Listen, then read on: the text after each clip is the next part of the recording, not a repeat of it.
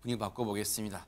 샅샅이 뭔가 뒤진다. 뭔가 그러면 뭐가 배가 고픈다거나 뭐 그런 상황인가요? 하재근 평론가님.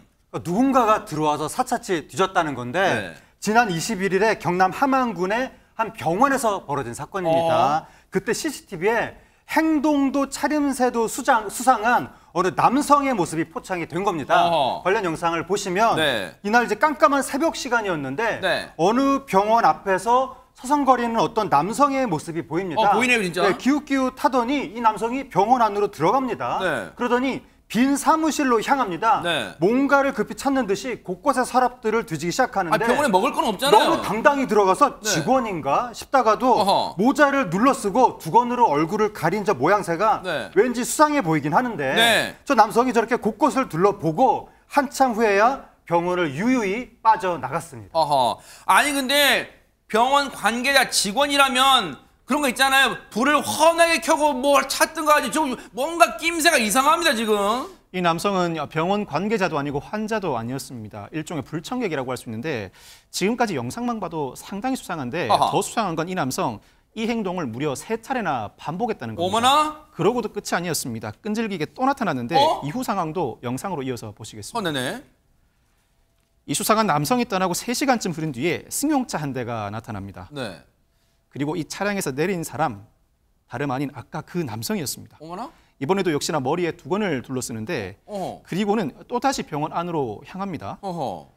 그런데 아까 남성이 서랍을 뒤지던 그 자리에 이번에는 누군가가 앉아있죠. 네. 담당 직원이 업무를 보던 중이었는데 네. 부스럭거리는 소리에 직원이 밖으로 달려나가고요. 네. 화들짝 놀란 남성 역시 잽싸게 주랭랑을 칩니다. 지금 보세요. 뭔가 이게 집념, 의지 뭐 그런 걸까요? 지금 저 병원을 들락날락 3차례 여러 차례 했다는 거예요. 혹시 그런데 이 당직을 서던 야간 당직 서던 직원이 그건 누구요? 아니 그러니까 걸음만 나서려 도망친 거예요. 대체 무슨 일일까요? 얘기 들어보시고 이어가 보도록 하겠습니다. 병원에 이상한 사람이 원무과에 들어왔다는 그런 신고였거든요. 확인을 해보니까 완전 복면을 해서 머리도 칭칭 감고 우리 세부인가 출동을 했는데 가면은 또 없고 가면 없고 자기 차가 병원 주차장에 있었거든요. 신발도 벗어버리고 도망갔고 그래서 차인데 올 것이다 생각하고 우리가 잠복을 했어요. 이선이가 살 왔더라고요. 자기 차 가지러 병원에 거기 입원도 한 전력이 있고 항상 이제 원무과에 돈이 있다는 걸 알고 있는 거죠. 그래서 그 훔치러 온 거죠.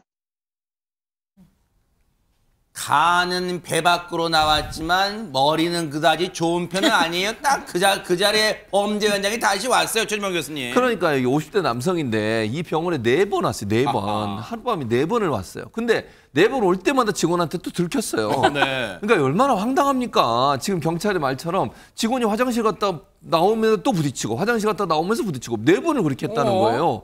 그러니까 이상하잖아요. 직원이 볼 그렇죠. 때도. 그래서 경찰에 신고를 한 겁니다. 네. 그래서 경찰이 출동을 했는데 이 사람 보니까 병원 원무과 서랍에서 돈을 훔쳤어요. 지금 저 뒤지는 게 돈을 훔치려고 하는 거예요. 네. 왜냐하면 원무과에 일단 돈을 이제 접수하고 막 퇴원 수속하고 이런 거 하잖아요. 네. 그러니까 돈이 있다고 생각해 돈을 훔쳤는데 얼마나 훔친 줄 아세요? 3만 원 훔쳤어요. 달랑 3만 원. 3만 원 훔치기 위해서 4차례나 한밤중에 병원을 들락날락하고 결국 3만 원 훔쳤는데 네. 그래서 결국 이 사람 어떻게 됐냐? 야간 침입, 절도 등의 혐의로 체포가 돼서 지금 수사를 받고 있습니다. 생활비가 없어서 범행을 했다고 진술했어요. 그리고 3만 원이에요. 그러면 혹시 허준 변호사 그랬군요. 경찰이 봐줍니까 혹시?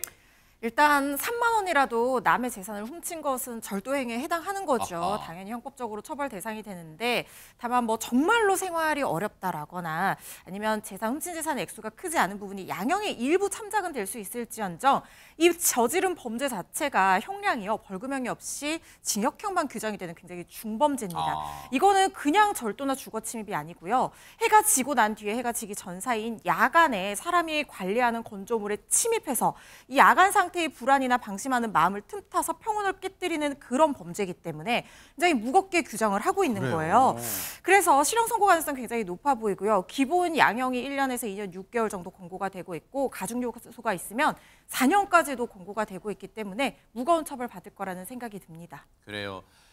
훔친 금액 액수가 문제가 중요한 게 아니에요. 지금 허주현 변호사님 정말 중요한 말씀 해주신 거 진짜 이 바늘도둑, 소도둑 되기 전에 이번에 붙잡힌 게 오히려 잘 됐다고 생각하고 법의 처벌 달게 받고 반성하며 살기를 앞으로 기대를 해보겠습니다.